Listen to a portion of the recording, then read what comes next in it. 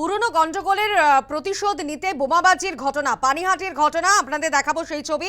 BJP নেতার বাড়িতে বোমাবাজির ঘটনা পানিহাটিতে। বিজেপি নেতা শুভব্রত বসুর বাড়ি লক্ষ্য করে বোমা, পরপর 3টি বোমা বিজেপি নেতার বাড়িতে। রক্তাক্ত অবস্থায় ওই নেতাকে হাসপাতালে নিয়ে যাওয়া হয়। ঘটনাস্থলে যায় পুলিশ এবং কেন্দ্রীয় বাহিনী।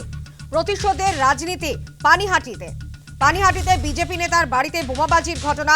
বিজেপি নেতা শুভব্রত বসুর বাড়ি লক্ষ্য করে বোমাবাজি করার ঘটনা। পরপর 3টি বোমা বিজেপি নেতার বাড়িতে। রক্তাক্ত অবস্থায় ওই নেতাকে হাসপাতালে নিয়ে যাওয়া হয়। ঘটনাস্থলে যায় পুলিশ এবং কেন্দ্রীয় বাহিনীও। বাড়ি লক্ষ্য করে রীতিমতো বোমাবাজির ঘটনা। পুরনো গন্ডগোলের প্রতিশোধ নিতেই বোমাবাজি পানিহাটিতে। এক বিজেপি নেতার বাড়িতে বোমাবাজির ঘটনা। বিজেপি নেতা শুভব্রত বসুর বাড়ি লক্ষ্য করে বোমাবাজির ঘটনা। স্থানীয়রা কি বলছেন এ বিষয়ে শোনাবো।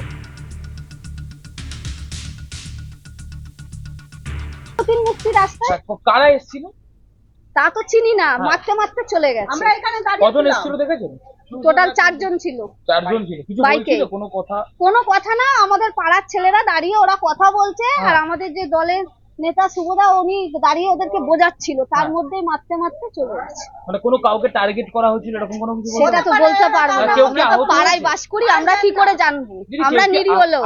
আমাদের 2-3 জন কার্যকর্তা আহত হয়েছে, ক্ষতবিক্ষত অবস্থায় হসপিটালে গেছে। এলাকায় যদি শান্তি ফেরাতে হয়, যত দুষ্কৃতী রয়েছে তাদেরকে চিহ্নিত করে তারা যেন আমাদের সাথে মিলেমিশে স্বঘোষিত বিজেপি না হতে পারে, শক্ত হাতে আমাদের কার্যকর্তাদেরও দেখতে হবে, নজর রাখতে হবে, সতর্ক থাকতে হবে। আর পুলিশ প্রশাসনকে তো কঠিন থেকে কঠিনতম শাস্তি দিতে হবে।